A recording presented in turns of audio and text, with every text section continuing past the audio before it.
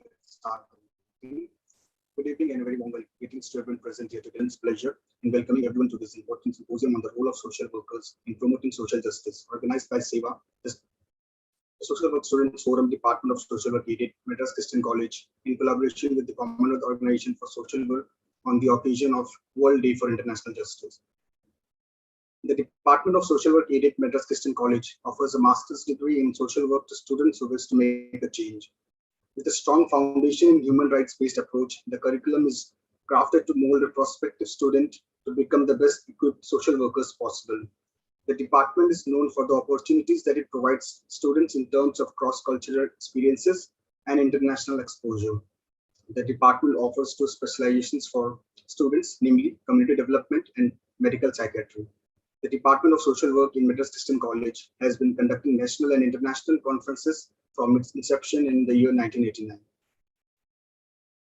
Commonwealth Organization for Social Work, COSW, UK is an organization for citizens of the Commonwealth who are interested in promoting and social work in social development. It contributes a social work perspective to Commonwealth activities. We extend our heartfelt thanks to the Commonwealth Organization for Social Work for accepting our invitation to collaborate with us for the symposium. Now I would like to call upon Ms. Jemmy Moon for the prayer song to start the meeting.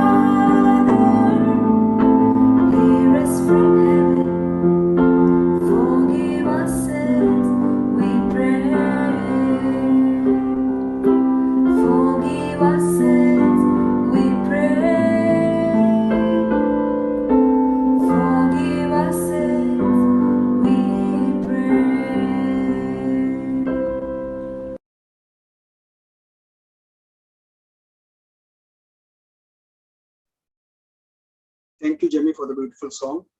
Next, I would call upon Mr. Salomraj Samuel for the college prayer. Let's pray. O thou, who in days past didst put into the hearts of good men to found this college for the imparting sound learning, the building of character, and the spread of spiritual truth and knowledge of thyself. Bless our college and schools. May love, unity, and brotherhood be learnt here. May industry, uprightness, and courage grow here. And from this place may there be sent forth continually a stream of men and women who shall serve thee faithfully in thy word. Amen.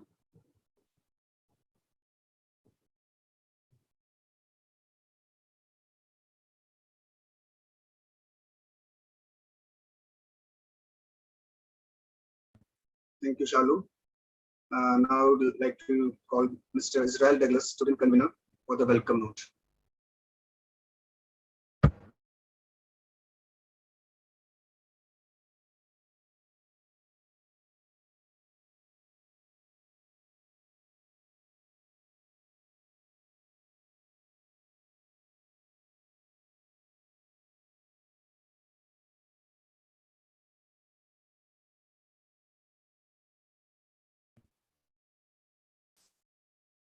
Israel. Yeah, can you hear me now? Yeah, we can hear you. A warm good afternoon to each and everyone who connected to us virtually from different parts of the globe. I heartily welcome you all to this symposium on behalf of the Department of Social Work Aided, Madras Christian College. I take this special moment to welcome and to express my gratitude to our guest lecturer, Dr. David Jones, Chair, British Association of Social Workers, and COSW's main representative for Commonwealth institutions. Thank you, sir, for accepting our invitation, and we are very honored to have you with us today. I'm extremely happy to welcome other dignitaries and members from British Association of Social Workers and Commonwealth Organization for Social Work who joined us today. I'm really glad to welcome Dr. Miriam Samuel, Head of the Department of Social Work Aided in Madras Christian College, who is an inspirational leader for all of us. It's my pleasure to welcome the faculty members, Dr. Prince Anadurai, Dr. Prince Solomon, and Dr. Sudarshan, who are the great support and the source of motivation for all of us. I heartily welcome all the faculty members and students from other colleges and social workers from various places who joined this enlightening program. Last but not least, I welcome all the students of Department of Social Work Aided, Madras Christian College. If we want peace, we have to work for justice. I repeat, if we want peace, we have to work for justice. I hope that this symposium will help us to understand our role to promote social justice. Thank you. Thank you, Israel. Now, to begin with, I invite Dr. P. Prince Solomon, Assistant Professor, Department of Social Work Aided, Madras Christian College, for the presidential address. Over to you, sir.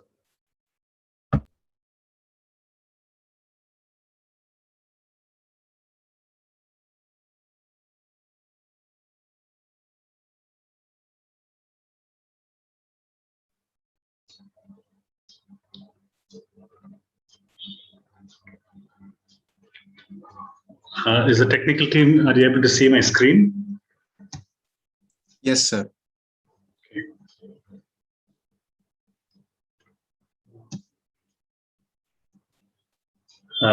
Very good afternoon. I don't know, it is good evening or good morning to some of you who are in different parts of the world. And I'm speaking on behalf of Dr. Miriam Samuel, who would not be here for certain reasons. So we really welcome you all into our midst, and especially Dr. David Jones, the chair of BASW International Committee and COSW main representative for the Commonwealth institutions. It's an honor for us to collaborate with BASW and COSW to do this symposium on a very important topic today on social workers in promoting social justice. I don't like to take too much of the time, but I would like to certainly put forth a few pointers even before we set the pace for the symposium today. The topic in our hand is, though it's an age-old topic, but it is very relevant, socially relevant topic. Time to time. As time progresses, as society progresses, I think one of the main issues that we grapple upon as social workers, as welfare workers, I think is the word social justice comes into a very, very takes an important place, or I would say it's a quintessence of social work itself.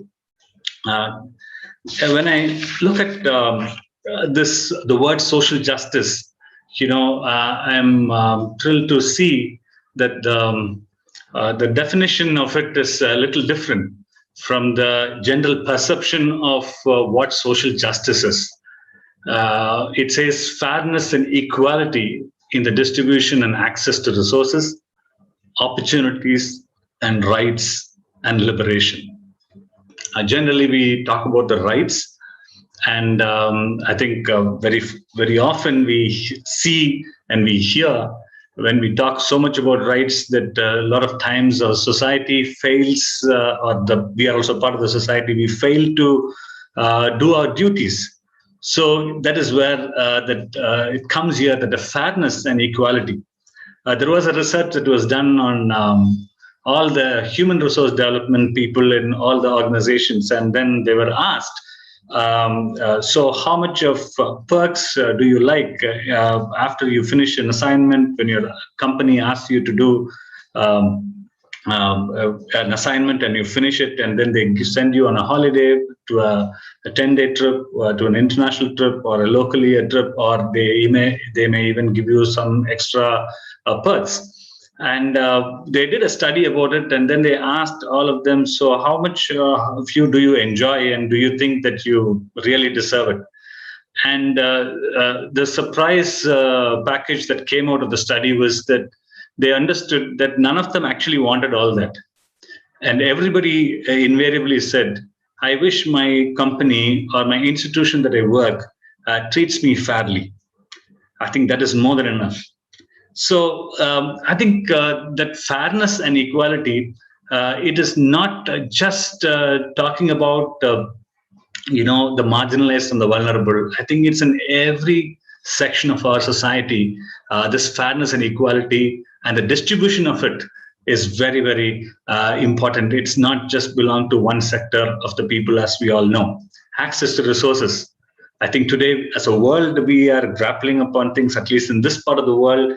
We always think, we all need vaccination for corona. So how much of resources are available and how much is accessible? I think there is a wide gap between the accessibility and the availability of the resources. Opportunities. We've been reading, I'm very contextual here in the south part of India, speaking from that angle.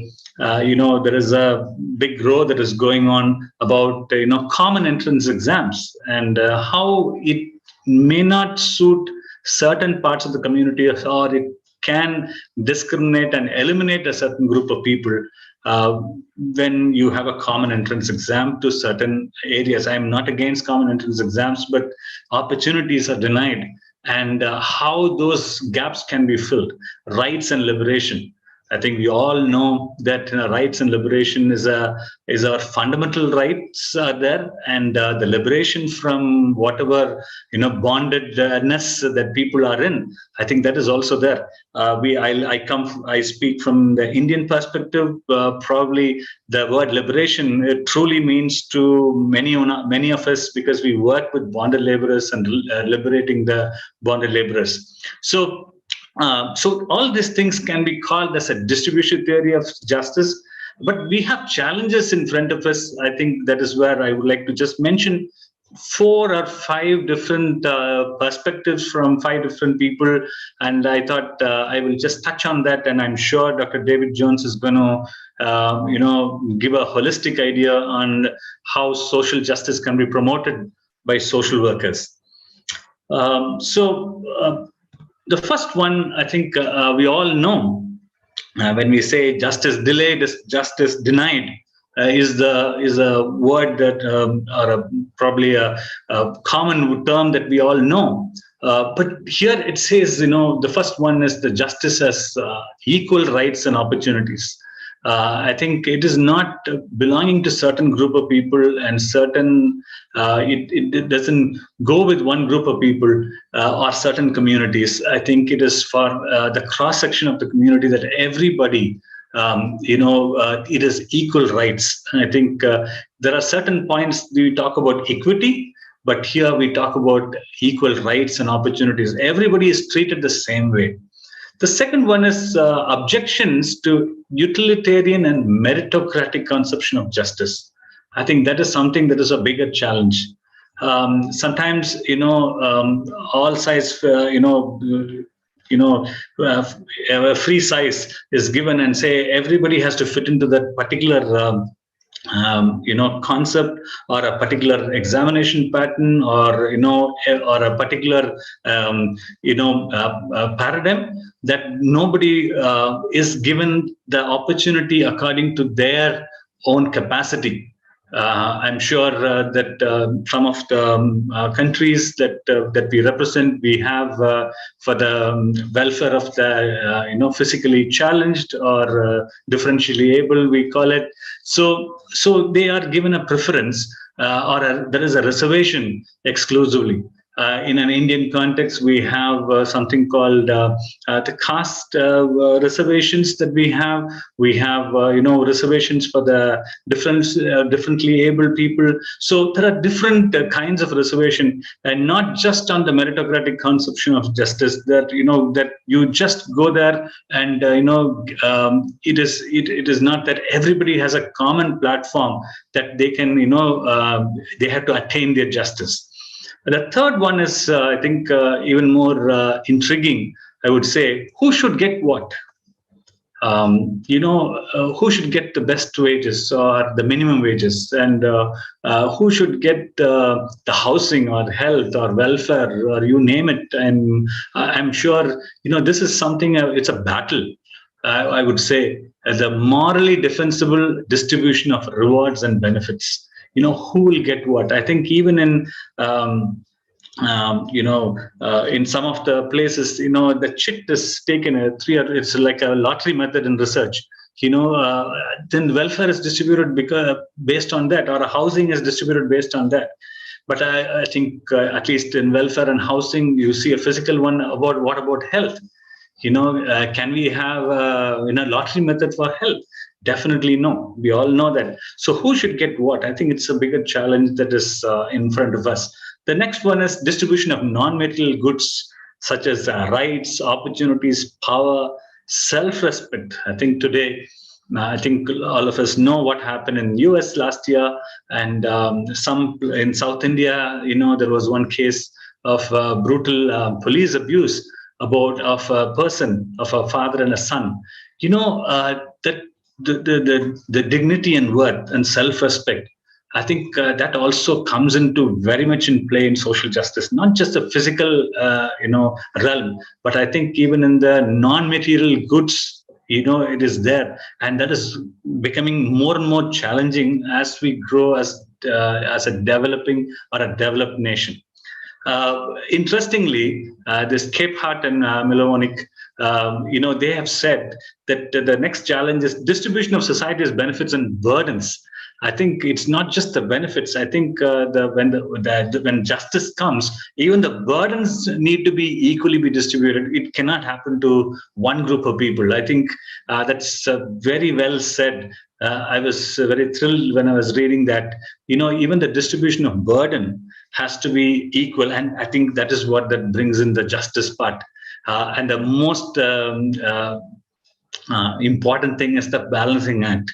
We all live in different parts of the world and different communities and different governments and different politics involved in it. The easiest or the toughest thing that I would say, the easiest to say and the toughest to actually do is that too much of government involvement or control or too much of emphasis on free market ideologies. That balancing act is very, very important in promoting social justice. When a government pokes into every part of your private, in social media or whatever it is, that also intrigues people, and then there is a lot of injustice being done. And then when there is too much of emphasis on free market ideologies, where things are given free and said, a free hand is given, I think that is also, there is too much of danger in it. So I think that the balancing act is a bigger challenge in the context of social justice. So I'm not going to go forward from here. I'm looking forward for Dr. David Jones, and I'm sure with these challenges that is in the mind and the context that we have set now, and I'm sure that we will really get to know how, as social workers, like what Gandhi said, be the change that you want to see it. I think that is where we need to come into a place where the justice part is not to do with some community development worker, or it is with some group of people. I think it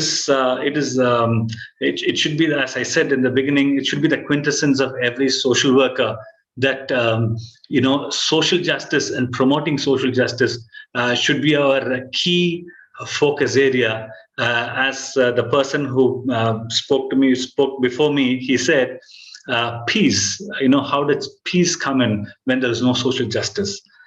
With that few words, I would like to stop here, and I hope this symposium will help each one of us give more insight and an encounter with what is social justice and how we need to promote as social workers. Thank you. Thank you very much, sir, for the valuable inputs and insight about the topic and how to promote social justice in today's world. Yesterday, we celebrated International Nelson Mandela Day, so I would like to start with this quote. As long as poverty, injustice, and gross inequality persist in our world, none of us can truly rest. Discrimination, oppression, poverty, and other kinds of social injustice must be addressed by social workers who are sensitive to cultural and ethnic diversity. Social workers must have tools that can assist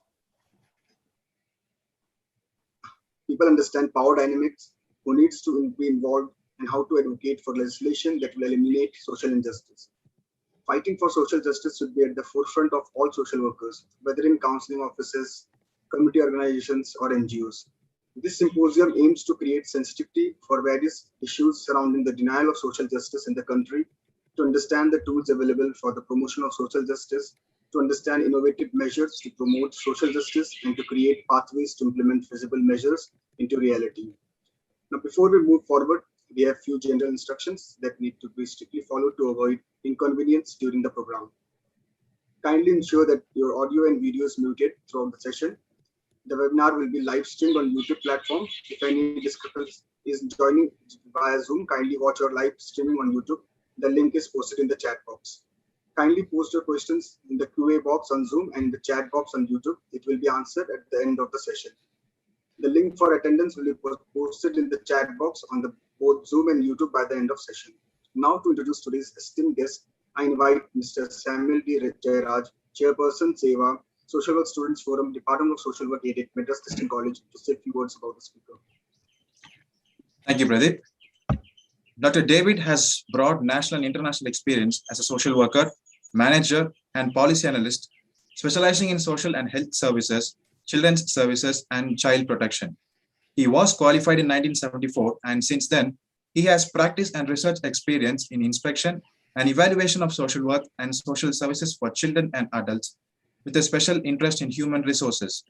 He has been involved for over 30 years in development and implementation of national and international policy on social work and social services.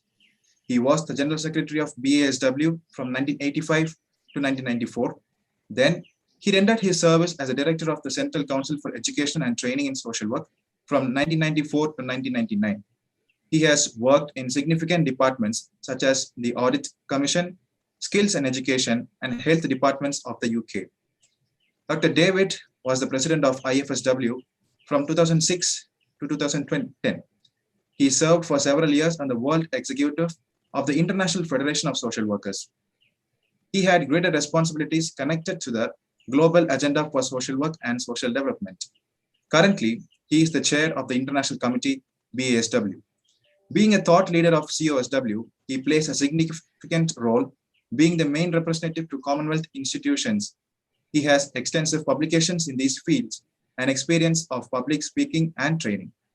He is passionate about social work as an avenue for working alongside people and shaping society.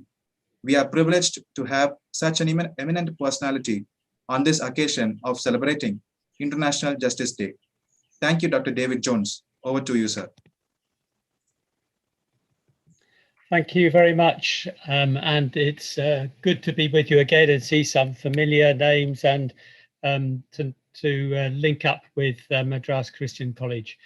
Thank you, Dr. Prince, for your introduction. I almost think you've covered the main elements, and what more is there to say? But yet, of course, there is everything to say.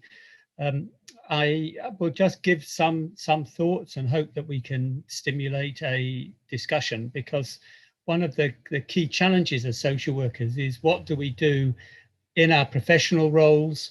What do we do as citizens? What is appropriate depending on who our employer is, or the local context and the political context of the country we are in obviously has an impact. So there are many things that we need to grapple with, but creating social justice is at the heart of social work, and therefore it's a challenge that we have to struggle and grapple with all the time. So thank you for the invitation. I'm speaking to you from the UK, where our temperature is now in the 30s, probably. It feels incredibly hot for us, but I guess that is normal for most of you. I hope that I survive. I've got my glass of water beside me. So let's share the screen and go into the conversation. I hope you can see my screen, Samuel. Is that all right? Yes, sir. Yes, sir. Good. Okay. So this is the challenge that we've got is looking at the role of social workers in promoting social justice. So today, in fact, Saturday, was the anniversary of the Rome Treaty, which established the International Criminal Court. I'm just trying to sort out the best way. That's better. Dealing with the pictures on my screen. And I know you originally wanted to have the conference on the day, the International Day of Criminal Justice. Thank you for switching to the Monday, because it was a particular problem that day, Saturday, for me. But it's good today to be looking at it. And the 17th of July is the anniversary of the 1998 Rome Treaty, which established the International Criminal Court. That was a very significant moment when the world said there are some crimes, crimes against humanity, which are so important that the world unites to deal with that court, to deal with those crimes. And indeed, we've seen some very significant individuals from some countries who have been tried before the criminal court and have been found guilty and imprisoned. There are many questions, and I'm not going to discuss the role of the criminal court, but there are many questions. The politicians who have been tried there have largely been from less powerful countries. And there are questions about the extent to which the leaders of the more powerful countries, the members of the United Nations Security Council, for example, are they going to ever be challenged at the International Criminal Court? Or is it just the weaker countries that are vulnerable? It begs a big question about equality. But leaving that aside, that is an important debate. What is this day about? Well, it's supposed to be uniting people who support justice, promoting victims' rights, and helping to prevent crimes that threaten peace, security, and well-being of the world. And at this time in the world, that is really important, because we have seen many governments in many countries turning back inwards, turning back to look at nationalistic themes. You could see that in our country with the debate about Brexit and the UK leaving the European Union. You can see it in a number of other countries. And in many ways, this is about a reaction to globalization and people feeling vulnerable, that companies now work, the big companies, the big employers work across the world. Are the companies accountable? Are these big institutions like Microsoft and the big production companies accountable to anybody? How can they be held to account for their abuses of the environment or their abuses of local employees? And it's interesting that in the 2021 theme, the theme is social justice in the digital economy.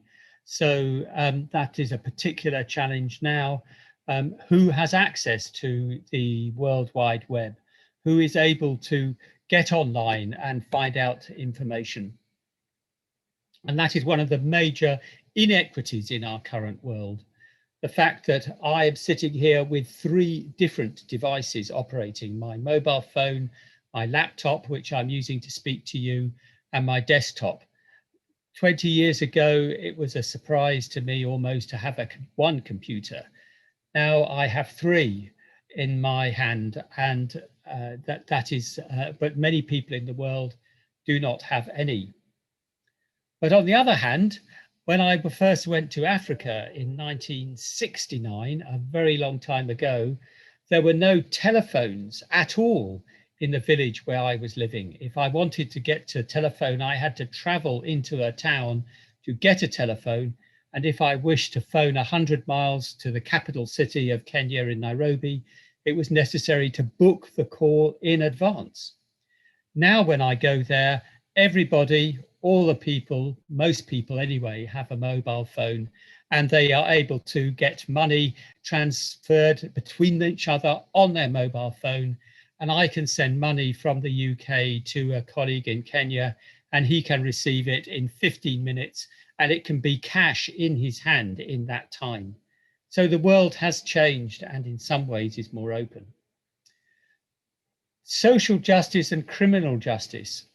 We started this webinar talking about social justice.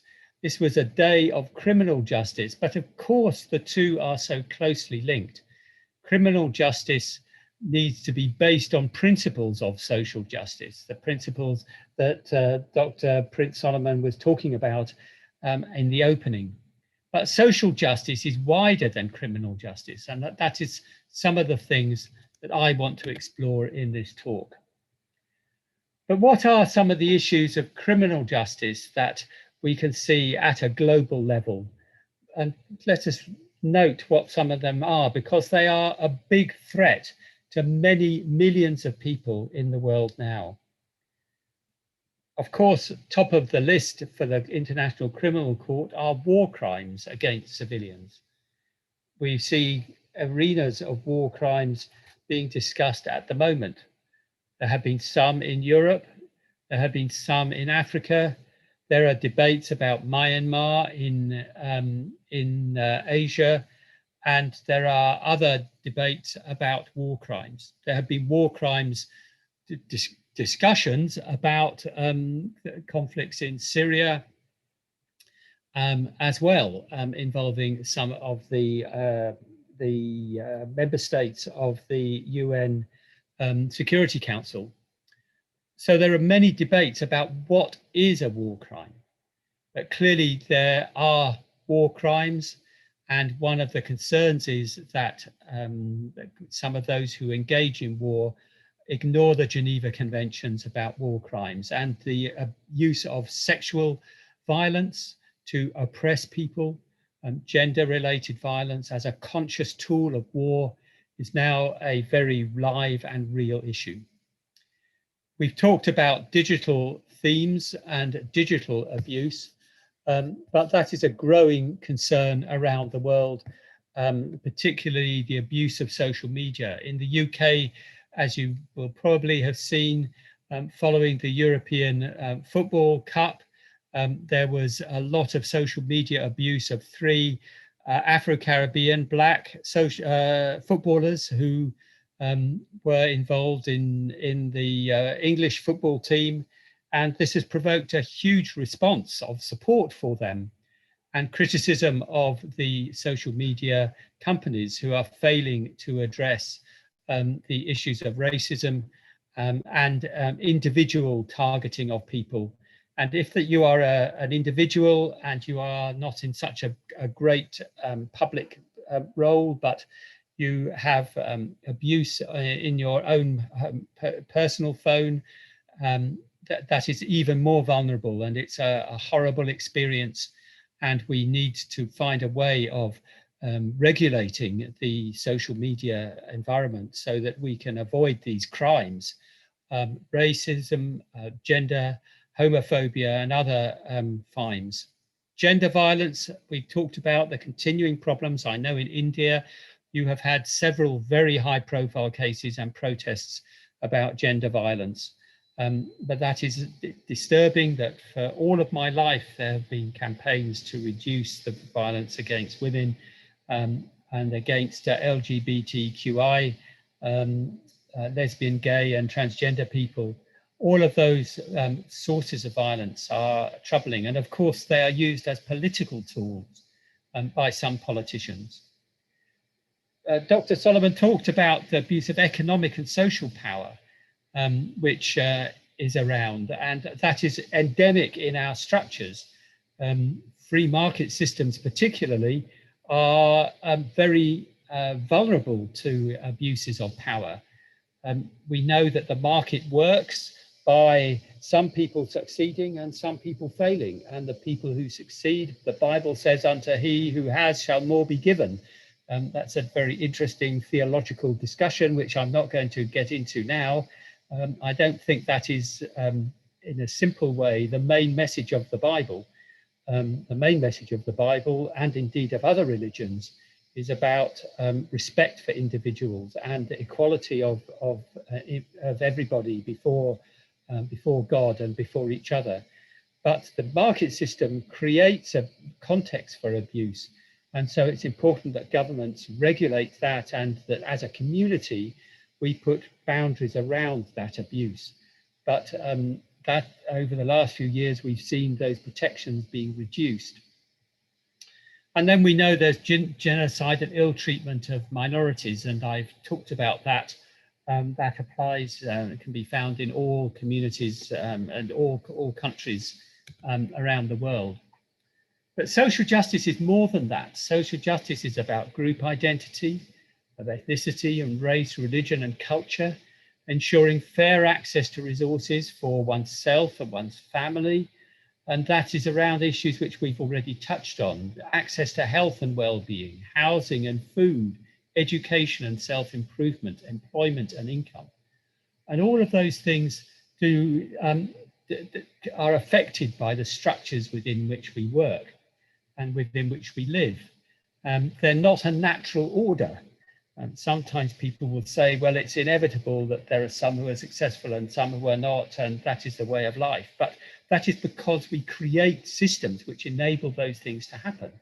And we can do things differently, but that is not always inevitable. That is not always a possibility that it happens. We have to consciously think about it. And that's what some of the United Nations declarations, there are many declarations which now address some of these inequalities, and the member states of the United Nations commit themselves to promoting fairness, to promoting respect for vulnerable groups. Interestingly, there isn't, as I understand it, a United Nations declaration about lesbian, gay, bisexual and transgender issues. That remains a source of great conflict within and between countries. The Indian Supreme Court made very important historic decisions recognizing the rights of people in those communities, but that's not the same in every country. And interestingly, there is not a declaration about the rights of older people yet, as I understand it. That is being discussed, but has not yet been developed. So there are many things which the United Nations still has to pick up on. So looking at some of the issues of social justice and what that means, obviously there are issues of justice at a very individual level in your local community, in your local village, in your local town. and between individuals, there are really important issues which we need to focus on. But that also comes at state and national level, and there are also global issues. So these are not simple things to deal with. And we've already touched on some of these issues which are covered in the UN Declaration on Human Rights and Social Rights. They are there, but not often achieving the respect. Indeed, in the Commonwealth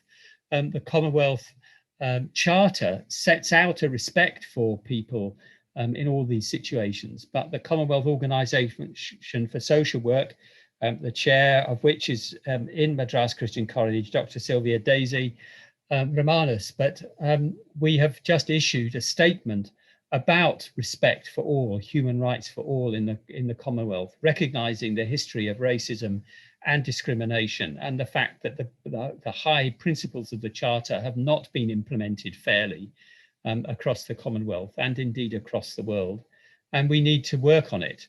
And indeed, the pandemic has shown that, in fact, in the pandemic, there's been increased inequality as a result of the pandemic. Not only access to vaccines, which remains a big challenge, and the Commonwealth Organisation for Social Work and the International Federation are in a partnership with other professions seeking to get greater equity in access to vaccines. But there are also other inequalities which have developed, not least around education. Those who have access to the internet have been able to continue their education, whereas those who don't have access have a problem. And we know there is growing inequality in our world, within countries and between countries. Despite all the grand statements, there continues to be labour exploitation. Of course, we all think about Bangladesh, where there was the fire in the clothing factory and people were unable to get out because the doors were locked, and the factory didn't, as I understand it, did not have a safe ways of getting out. And there are all sorts of forms of labour exploitation that continue that we need to challenge. We know about ethnicity and race. I've discussed that, and gender discrimination and sexual identity. All these are strong themes, and sexual identity particularly is now being used by politicians around the world to inflame and to create difference. And there are there's a whole, this has always been the case, that politicians often try to define enemies, if you like, which people that they can say, well, our community are against that group, and that group is defined in a particular way, but we are different from them. And then we know the problem of corruption. Earlier in my career, I thought we were overcoming the problems of corruption, but in fact, corruption in public bodies in all countries, including my own, has been increasing, and there are very real difficulties in all of that. Sorry, I should have pressed two buttons there, that given a few more text on the screen.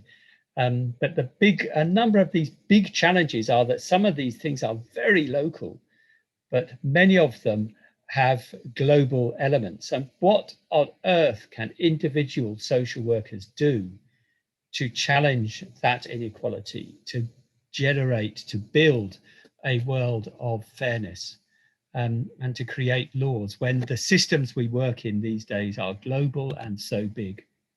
Well, I want to talk now about the role of social workers in this context and give some ideas. And I'm sure they're partial, and I'm sure they are not, they don't cover everything, and I'm sure you will have many ideas. But let's start with the local and see what we can do there. Well, the first thing always to remember is that the ethics of social work, the ethical principles, are that everybody deserves respect, regardless of what they've done. Now, of course, in the context of the day of criminal justice, if people have committed crimes, that has to be acknowledged and that has to be respected as well. If people commit crimes against others, they lose their rights to some forms of respect, or that you cannot respect what they have done. But their rights as individuals to fair treatment remain. Sometimes people say, I know that what you have done is terrible, but I still have respect for you as a person and your human rights. That's very difficult for social work because usually, most of the time, social workers are working with people who have different rights or conflicting rights. The right of the child and the right of the parents, the right of the older person and the right of their children who are caring for them, the rights of an individual in a community to live their life as they want, and the rights of the people around them who have a community that want things to work in a particular way. So social workers are in the middle of managing conflicting rights. And that is a challenge for us in practice, thinking through what that means. And I think we need more research and more writing about what you do in the context of conflicting rights. Social workers are facilitators, social workers are mediators, but that's important. And sometimes that takes us into using our methods and skills, and I'll come back to supervision in a minute. What are the methods and skills that we need? Building strength and building self-confidence, and certainly whenever possible working with people and working with their strengths and with their ideas. Social workers know that you get change most effectively by helping people to make the change for themselves. People cannot be forced to change, or rarely. If you force people to change, more often than not, you create more problems. So helping people to change is working with people. But in communities, that applies as well, working with communities around food supply, around microloans, about group action. But as social workers, we're usually employed in an agency, and that presents constraints. And that's where supervision is important. And I think we have to recognize as social workers that if you're employed in an agency, you have a responsibility to that agency as well as to the people you are working with. And sometimes social workers have choices to make about whether they can continue to work for an agency if its values and its way of working are in conflict with the things that you think are right. And that presents particular challenges for individuals. But the agency has rights, and we have to respect some of those rights and think about what it means.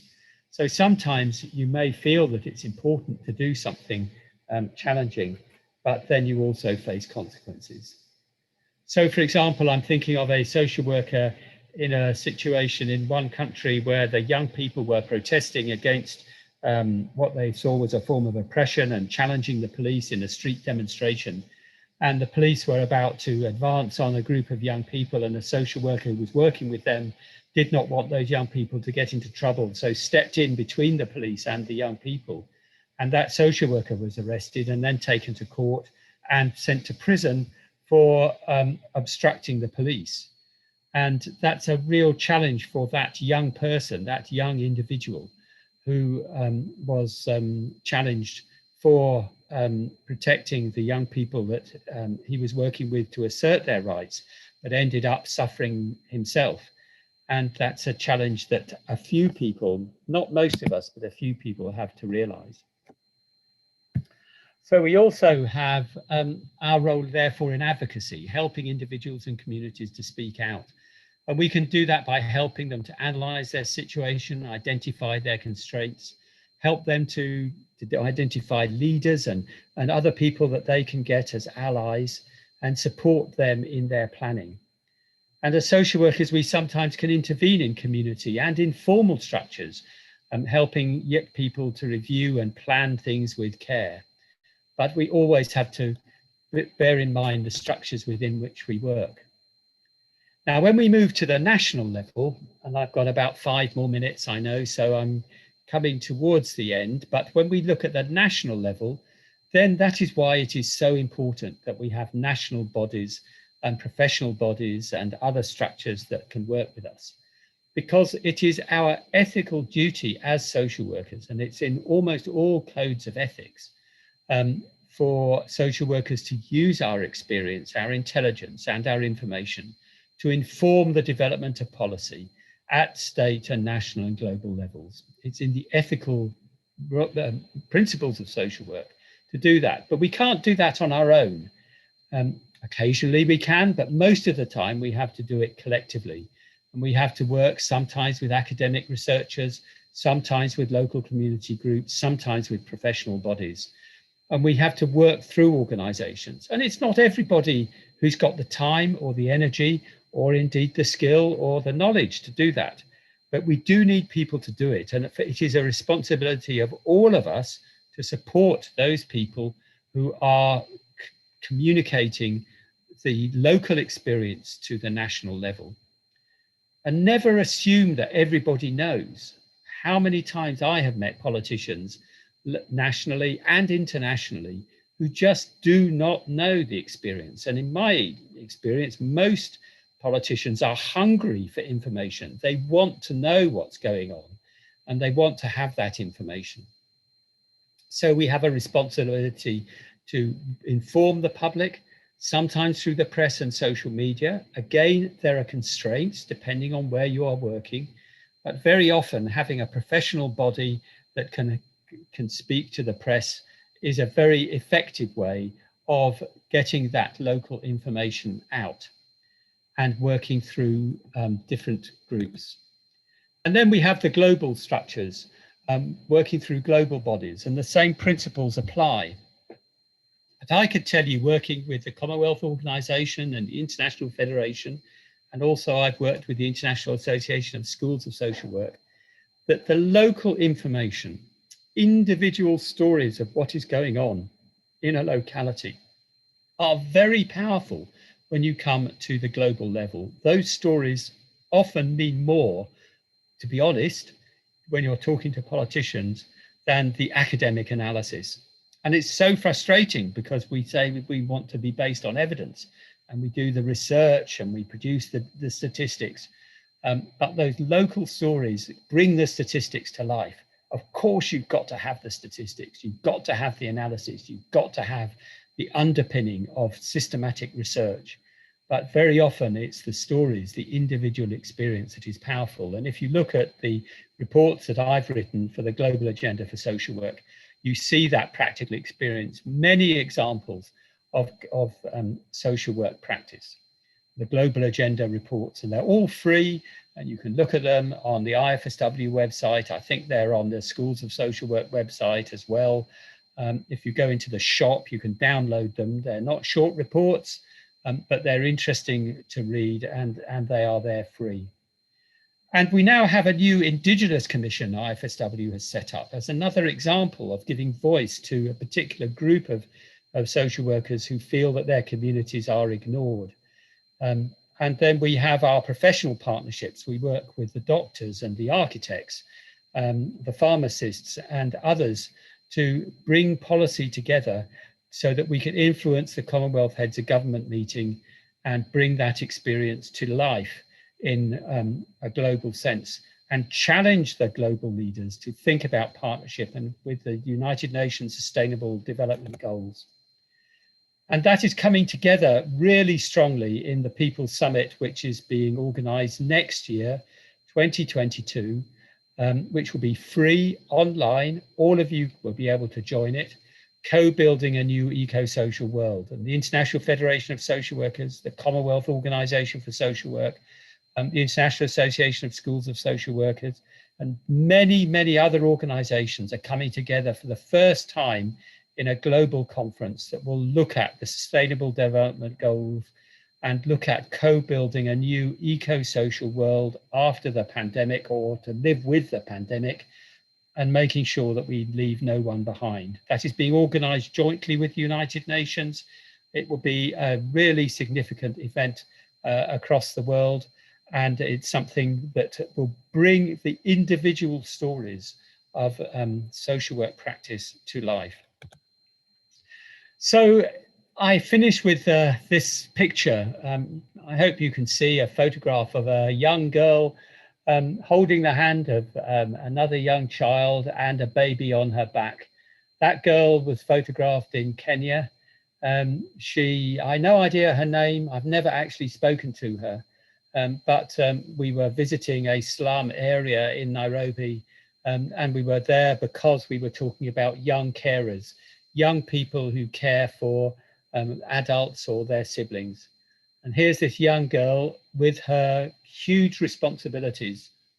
I'm sure she's under 10, looking after 2 younger siblings. What is her circumstances? What is her family life? Why has she been left looking after these young people at such a young age? And it's that local story that we can bring into the global debate, and illustrates how we connect the local with the national, with the global. And in that way, we can challenge the structures of power so that we can make a reality of social justice. We will never win that battle. We will always be struggling, but we must never give up on the struggle. And as social workers, that's our ethical commitment. Thank you very much indeed for listening. I hope that you could hear everything and the technology worked. I'm now handing back to Chennai. Thank you very much. And I'm very happy, looking forward to the conversation. Thank you very much, sir, for this great lecture and the beautiful presentation. We definitely are taking back a lot of information lessons from this session and become more vigilant and advocate for social justice. We were able to learn about social justice and how it is related to criminal justice, and also why it's important to regulate social media posts promoting racial abuse. Especially your mentioning of the Euro Cup incident where Rashford, Sancho and Saka were brutally trolled and abused in social media, which was really sad being a football fan. But it gives light to the existing systematic racial injustice and the need to regulate social media companies, especially when it comes to promotion of any forms of injustice. Thank you once again, sir, for the beautiful presentation. Now let's go on to the Q&A session. Let's hope we have a lot of questions from some eager minds. Your questions in the Q&A box on Zoom and in the chat box on YouTube. It will be answered at the end of the session. So we have a few questions, sir. The first question is, can strong government that has a strong sense of morality change the problems in the country, or does it need support of the social worker? I'll repeat it. Can strong government that has a strong sense of morality change the problems in the country, or does it need support of the social worker? Thank you. And the relationship between social work and government is a constant feature and is different in every country, depending on the structures that they have. Social workers, governments are always ambivalent about social workers. They know they need us to work with people in vulnerable situations, people who need support, sometimes who need some form of social control even, whether it's child protection, whether there's mental health problems. This varies in different countries. But we are in contact with local communities in a way that politicians also want to be. And that is a difficulty sometimes for the politicians. They feel they're the spokespeople, but yet social workers are there working with local communities and also influencing them. So our relationship with politics is always, you could say, contested, is always a lively discussion. And politicians of all parties find that difficult. In my experience, politicians who recognize and support the principles of social justice find that social workers are good allies.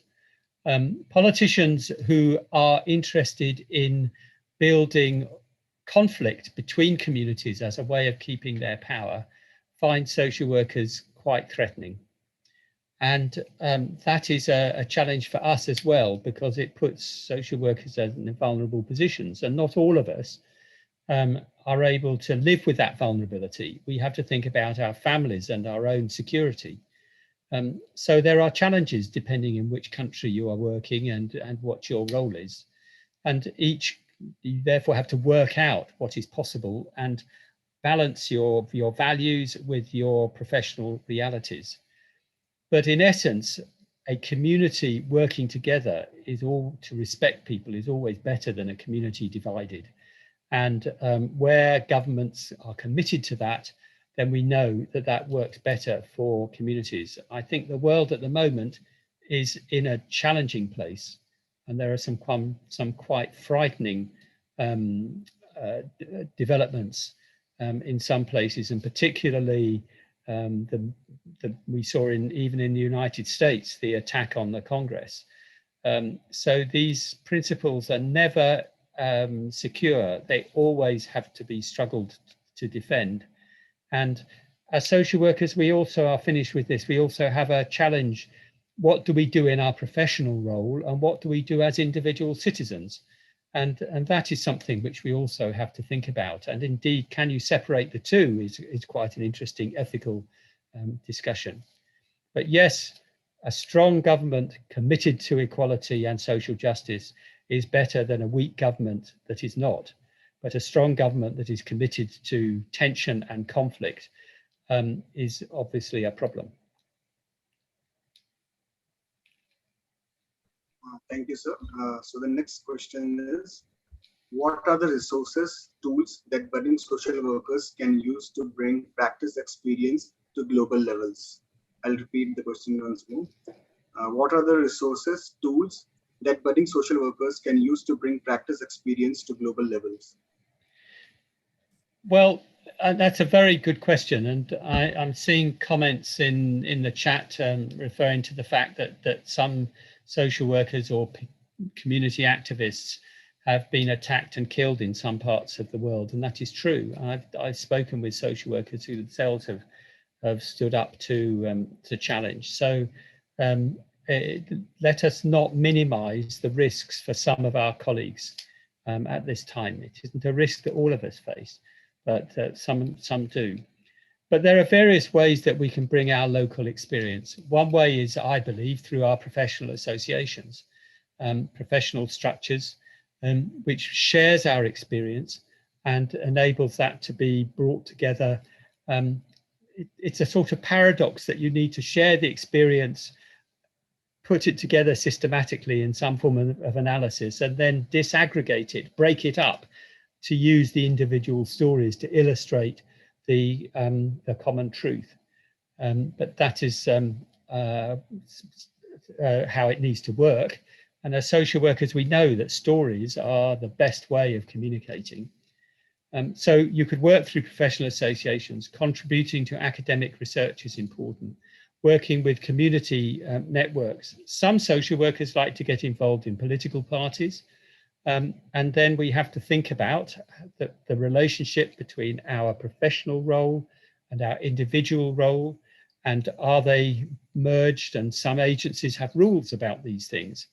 For example, in my country, it's not permitted for a chief officer in a local council to be politically active, as well as being a chief officer in a council. So there are some of those rules that we have to respect. But working with academics and working with professional associations and making your own connections as well sometimes, finding people to tell your story to is something. But it's a big challenge, and I think we have to remember that it isn't down to an extra burden for all of us in our everyday work to constantly be thinking, I've got all this work to do, and I've also on top of that got to be thinking about how I share it. But sometimes it helps for all of us to do that. Thank you, sir. The next question is, how do social workers face the social injustice in grassroots level or the primary levels of work? I'll repeat the question. How do social workers face the social injustice in grassroots level or the primary level of work? How do you face social justice? Social injustice. Social injustice. Well, there are different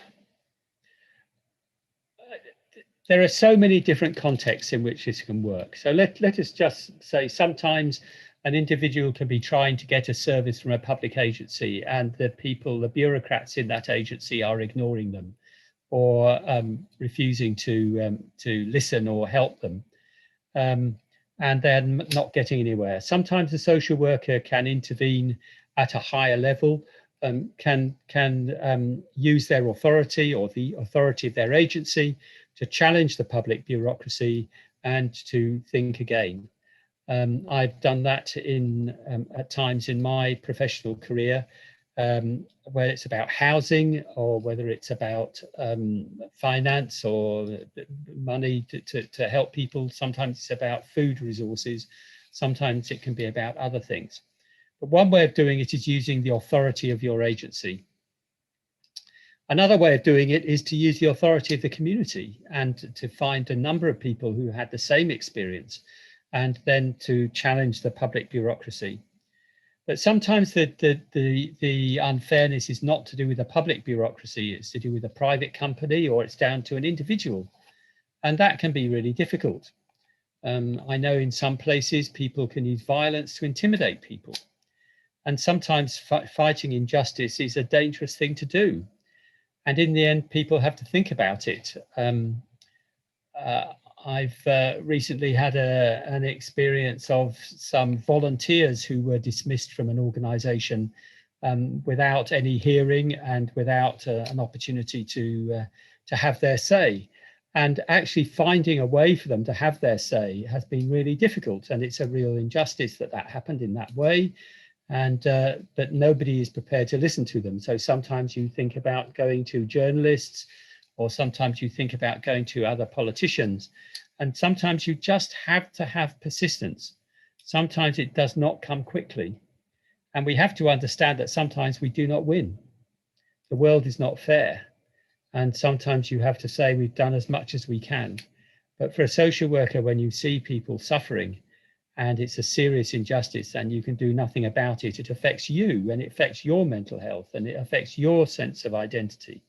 And finding ways to cope with that is a challenge.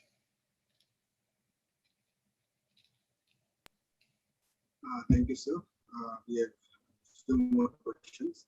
At this time, even social workers are not being accepted in some places, and there are places where malpractice takes place.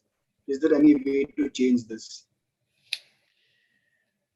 Well, certainly we've seen in the pandemic that in some countries and some communities, social workers were identified as key workers, as people who had a right to travel and to provide help to vulnerable communities. And in some places they were not. They were not allowed to leave their homes and not allowed to go out and do things. And then some people took risks and were traveling anyway and exposed themselves to arrest or challenging during curfews and so on. But I think what we have found is using the international networks that we have and the international support, that increasingly it was realized that social workers are crucial people really essential people and protecting and supporting vulnerable individuals and communities. So we have seen some change through the pandemic, giving more recognition to social workers. But how can you challenge bad practice? I know that is really difficult. I could tell you a personal experience that I was once on an aeroplane and suddenly found there was a noise at the back of the aeroplane, and there was somebody there in the back row who was in handcuffs with one person each side of him, and he was saying, "I do not wish to be deported. I will be killed if I'm taken back to the country that you're taking me to." And he was creating a lot of noise, and this was upsetting a lot of people on the plane. The children were there and others, and it was just carrying on. And there were several officials around this man telling him to keep quiet and so on. And I was sitting there thinking, I have been talking about social justice and individual rights. What do I do in this situation? Can I, in all honesty, sit here and do nothing while this is happening? I have no idea whether that man was a criminal or what his situation was, but I know that what was happening was distressing a lot of people on the plane, and there was at least a possibility that this person was being deported to his death. So I decided I had to do something. So I went up to the people and I said, "Who are you? Who do you work for?" And they said they were working for the government. And I said, "Well, you need to know that I and many people on this plane think that what is going on here is wrong, and we should not be subjected to this, and you should stop it." And I decided not to do more. There was one social worker who decided to stand up on a plane and prevent a plane from taking off because there was somebody on the plane who was being deported, and she decided to protest. And she was arrested and she was tried for a criminal conviction. And I don't know the end of the story. I think she was convicted. That was not in my country. I was not brave enough to do that, except that before the plane took off, that man was removed. And obviously the situation was such on the plane that the government officials decided that they could not continue that. And somebody came, a big man came and stood over me and said, "You're the person who challenged us. Are you still sitting in your correct seat?" So I said, "Oh, right, they're checking my name. They know who I am. And I suppose I'm on a database somewhere." And sometimes that's a very small issue, but I've met social workers who've confronted more serious personal challenges, including violence. That is not for all of us. I would not say that everybody has to put themselves at personal risk, but occasionally a few social workers feel they do. But we should have the structures that make that unnecessary.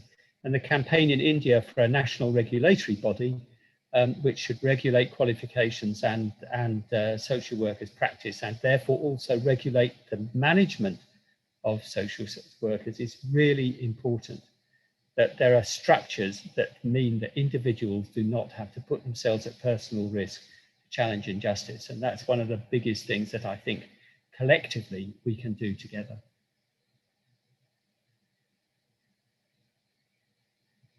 Thank you, sir. Next question is, what is the biggest achievement by social worker in the area of social injustice? If there is any, give us about how we can achieve it.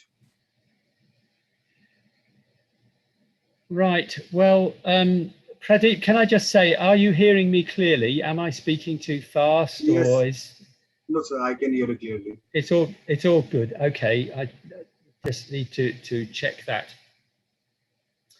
One of my worst experiences on Zoom was chairing a meeting, and my own internet failed in the middle of somebody else's talk, and I missed it, and I had to reconnect, and I had no idea what was said while I was out, and I was supposed to be chairing the event. That's a nightmare. So we all have to learn how to manage these different challenges. Need to check things out. What are our successes? Well, I suppose one of the successes is that we came together to define the global agenda for social work. And the global agenda for social work came out of a conference that was held in 2010 in Hong Kong. And that was, I say, 6 years at least in planning. But it probably was longer, but it took a lot of planning, and we defined the principles of the global agenda for social work, which are about equity, which are about respect for human rights, which are about an eco-social world, and all of those sorts of principles.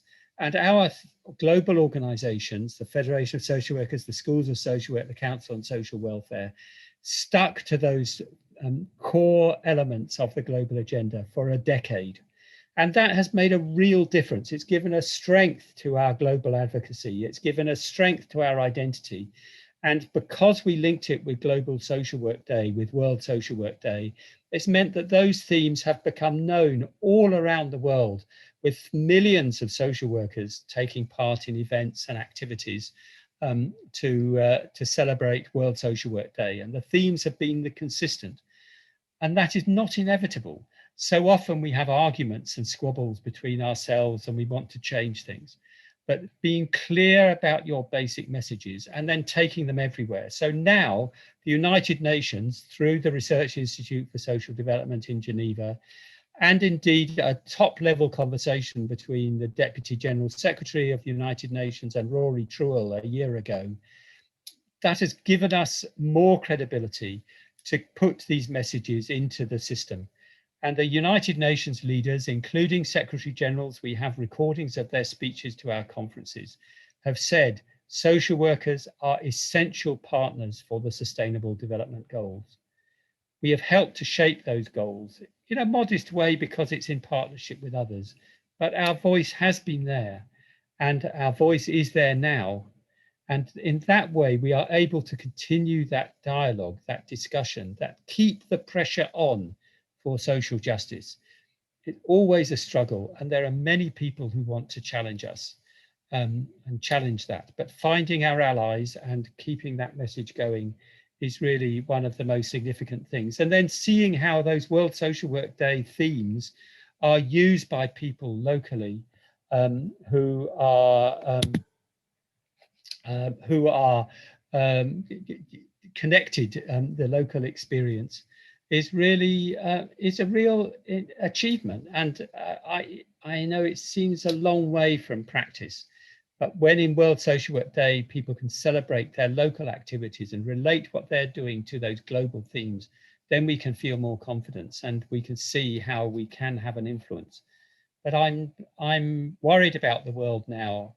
I see the challenge in many countries, including, I have to say, sometimes India, but also in other countries, the challenge to our multinational institutions, the wish of some politicians to build conflict to defend their own position rather than seeking to build a world of peace and respect for rights of all people. That is something which is new in the last few years in our world and is presenting new challenges for us. And we, all of us, have to find ways of continuing that debate of respect for everybody's rights and building community and building peace and social justice.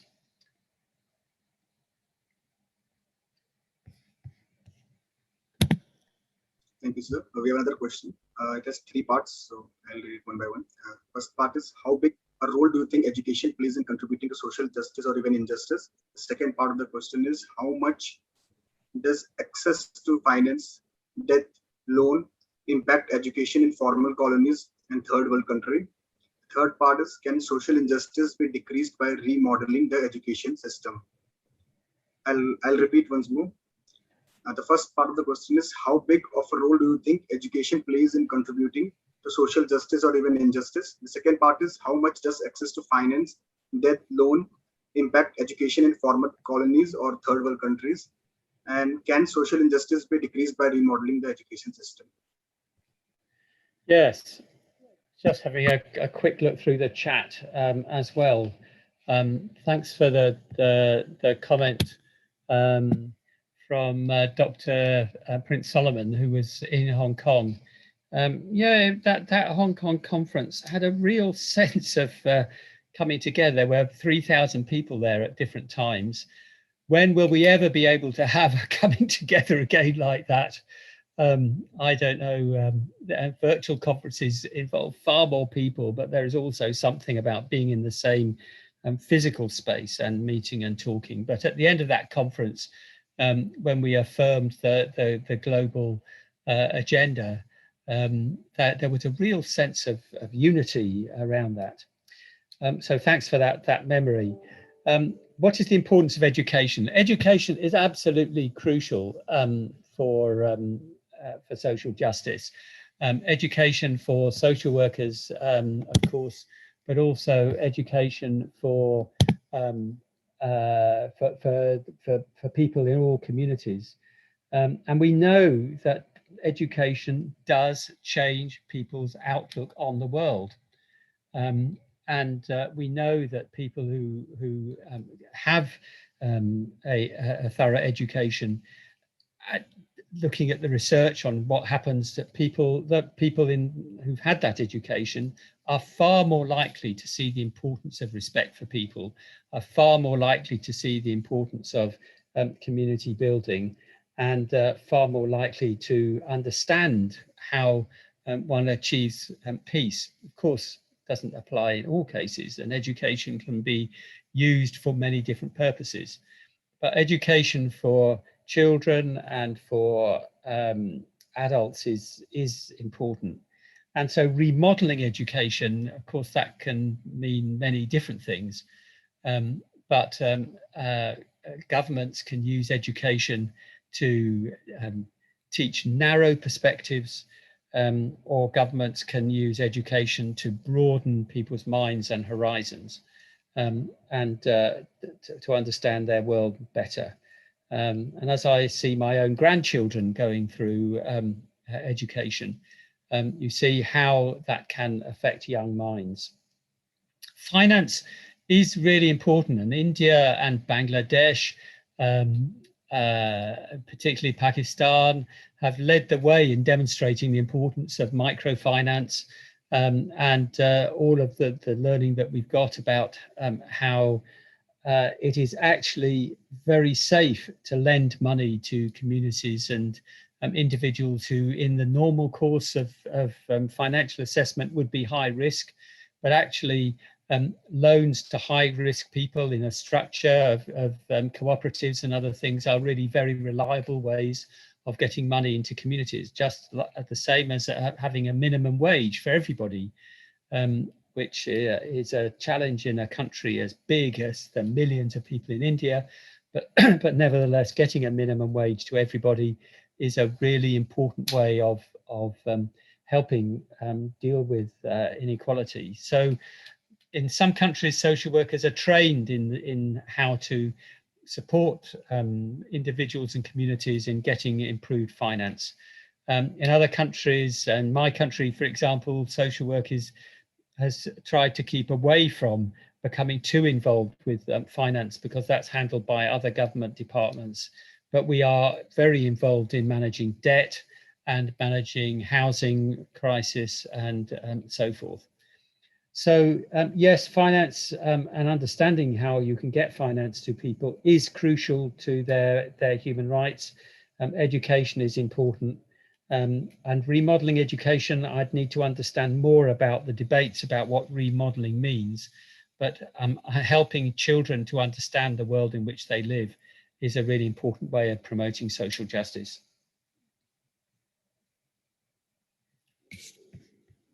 Thank you, sir. We have one more question. Now there is a lot of injustice in the area of gender identity.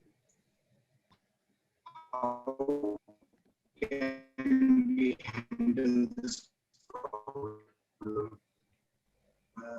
Shall I repeat? Now there is a way to handle this problem. I'm sorry, you were breaking up quite badly on my reception. Could you? Sorry, No, can you repeat it for me? Thank you. Yes. Now there is a lot of injustice in the area of gender identity. How can we handle this problem?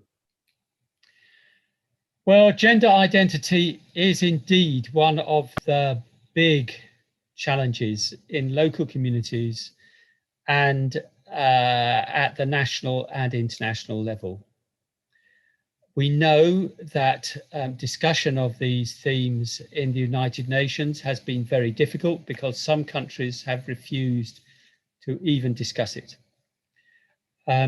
It is also an issue that has become a significant divide in religions. And that's not between religions, but often within religions. There are different perspectives, and some people use religious ideas to defend a view or to defend different views of gender identity. And we're in a new world because there are medical techniques and even surgery and using drugs that can have an effect on gender identity. And I know that there is a significant conflict between those who are advocating different gender identities, but for example, there are very strong clashes between some elements of the radical feminist movement and some of those advocating the rights of transgender people, particularly male to female transition, and what are the rights of people using different facilities and different spaces. So this is not an easy question, and there are no clear, easy dividing lines between right and wrong or between the different groups. What is, I think, clear, and the United Nations has been saying this in its communications, is that people everywhere have a right for their identity to be respected, and violence against people from the LGBTQI community, lesbian, gay, transgender, bisexual, and so on community is something that is terrible, and that is something which governments should step in to stop. But this is the battleground, and some politicians have decided to use this as their main political platform, and that has increased the risk and increased the challenges. So for those of working in these fields, it's a very real risk, and there are very real issues. But the International Federation of Social Workers and the Commonwealth Organization for Social Work are clear, and indeed the International Association of Schools of Social Work, that people's gender identity needs to be respected, and we need to continue to campaign to see that that is supported. But I'm not minimizing the risks involved. The High Court decision in India was a really significant global event, as I understand it, to recognize those rights. But that doesn't mean that everybody agrees with it, or that it's safe for everybody to express their gender identity. And this is one of the big struggles of our time, and will continue to be. Thank you so much, sir, for answering all the questions patiently. And we'll move on to the next session. And for that, we'll invite Hudson, very talented student of the Department of Social Work, Madras Christian College, to give key takeaways. Over to Hudson. Thank you, Mr. Pradeep, for giving me this opportunity to thank once again Dr. David N. Jones for, I'm sorry if it's too bright on my background. Once again, I thank you for telling us all these very informative things about the role of a social worker, how the different aspects to how it is affecting us and what roles we can play.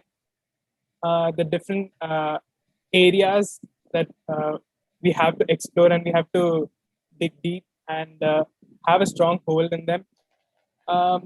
It's also key to note that the government and the politics, how they use these social injustices in their favor, and we should not waver in them. We have to remain strong. We have to fight these malpractices. Education is again another factor. And it was a very key emphasis was given on the gender equality and the recognition of gender. And I think the same, that everything needs to be addressed appropriately, and we need to be sensitive towards everything. We should not leave anyone behind. Everyone requires the same attention in regards to all the problems. Thank you once again for this wonderful session.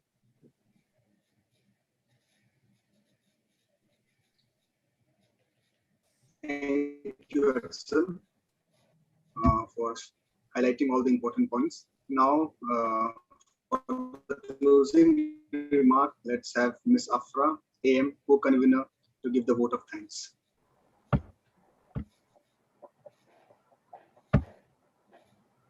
Greetings to all. Here we come to end of the symposium. I feel very honored and privileged to render the vote of thanks for the day. On behalf of SEWA, Social Work Student Forum, Department of Social Work Aided, Madras Christian College, I once again extend my gratitude to the collaborator, Commonwealth Organization for Social Work, and especially thank for the guest lecturer, Dr. D. N. Jones, Chair International Committee BASW and COSW, main representative for Commonwealth institution. I would also like to extend my heartfelt thanks to the Principal Secretary, Dr. T. Wilson, for helping us to conduct the program successfully. Our head of the department, Dr. Miriam Samuel, for her support and guidance. Our symposium coordinator, Dr. Sudarshan, for motivating, encouraging, and supporting us in all means of conduct this symposium in a successful manner.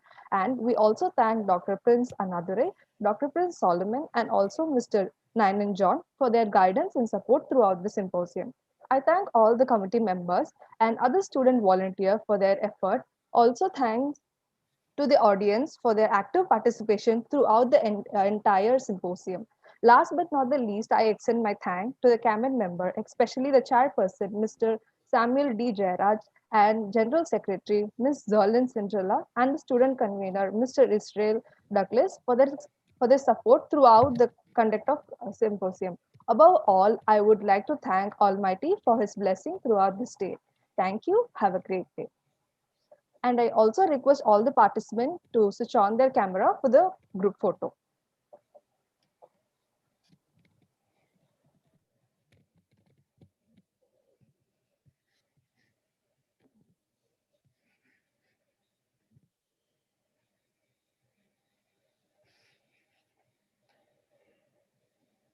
Participants who can turn on their cameras, please do, and smile just for a few moments.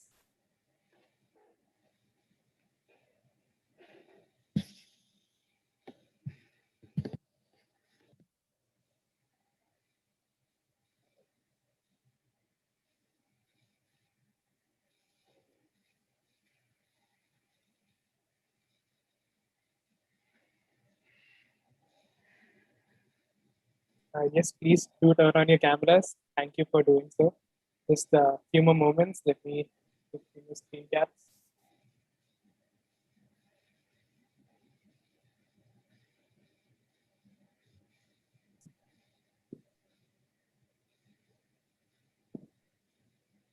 All right. Thank you so much. You may turn off your cameras if you want to. Thank you all. I request all the participants to kindly fill the feedback form, and only those who fill the feedback form, you will receive certificates in another 24 hours. Thank you. Thanks for attending. Have a great day ahead.